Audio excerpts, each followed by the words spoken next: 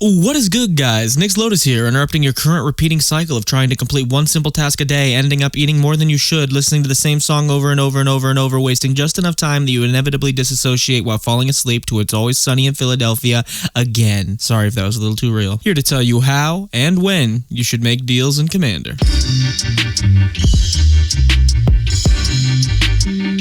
So we'll start first with the when.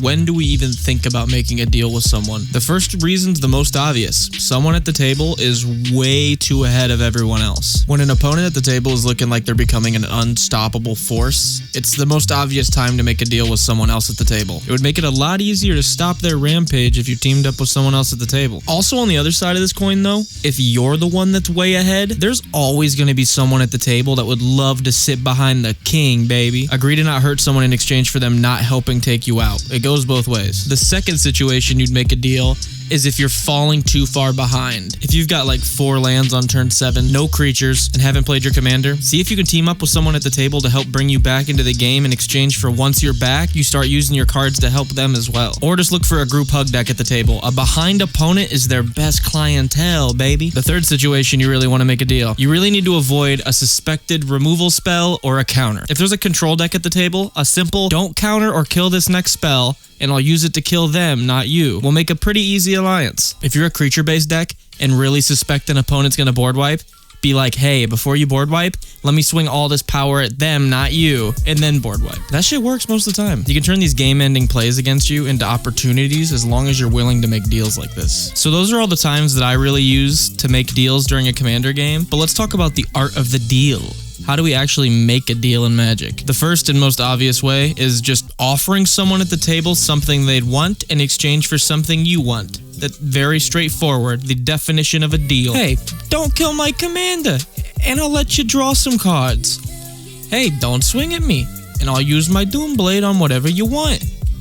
Hey, if you can counter that, I'll let you swing and fuck me up next turn. That type of shit. The next way is to let an opponent know they could avoid being hurt by making a deal with you, which is totally different than extortion. I can destroy you. Like some, hey, I won't swing at you if you could deal with that card, or I'll remove everyone's graveyard but yours if you could counter that spell. You know, your basic mafia type shit also works. Another great way, remind everyone else at the table who's the biggest threat if it's not you. Hey, remember he's got Approach of the Sun 3 cards down. Think you could hold a counter for it, Mr. Control Deck over there? Okay, so this guy's got 40 slivers and a queen out. I've got some removal if one of you could board wipe. I can handle the queen if they play it again. Or the classic, oh wow, you have 40 slivers and a queen out? Beautiful. I would be an honor to serve under them. Pull some sleeper agent shit. Do what you gotta do. Make them deals. Another important aspect of this that I wanted to talk about in this video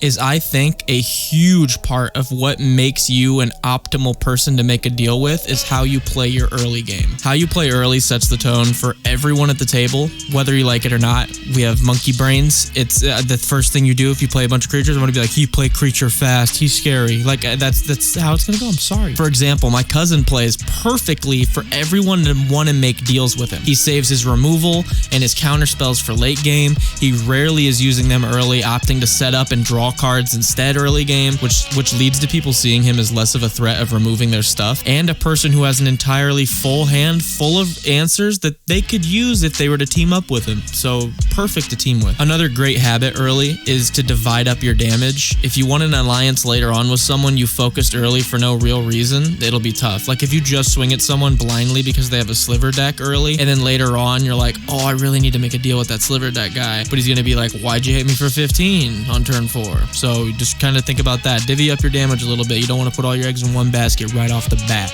Skip. Another pretty good early game habit to form is playing what you need, not what you want early game. I can't tell you the amount of games I've had turn 1 Sol Ring in my hand with really nothing else to chain it into, So I've just waited to play it until like turn 4 or 5 instead of playing it turn 1 and everyone being like, Soul Ring turn 1, Monkey Brain turn on. That guy's the biggest thing at the table. I need to take him out. I just waited to play it turn 4 or 5 and it went way better for me. And everyone was like, okay, turn 4 or 5 Soul Ring. I don't really even care about it. If you've got a solid source of damage or you've got a solid shield in front of you and you feel pretty protected and you aren't being outranked by the rest of the table, you don't need to keep playing stuff. You don't have to keep playing enchantments. You don't have to keep removing stuff. You don't have to keep playing creatures. If you're getting damage through and you have protection and you have blockers and they're consistent and they're not dying, you don't need to be playing anything and you don't need to be advancing in any way because no one else is, and you're fine where you are.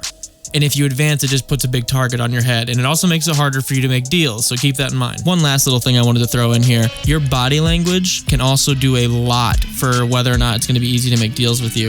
If you're kind of like laughing or like acting like oh, this is in the bag. You know what I mean? Like, oh, another good card. You guys are done for. Like, it's going to be really hard for you to make a deal with someone or for someone to make a deal with you. Keep that in mind as well. If you like this shit, leave a like, subscribe, all that good YouTube type stuff. There's links down below to all my social medias. And yeah, go play some Magic. Look at the hate they keep sending me. And not to mention the lack of remembering. And not to mention the happy good memory. And not to mention the friends that don't rest in peace. And not to mention the demons that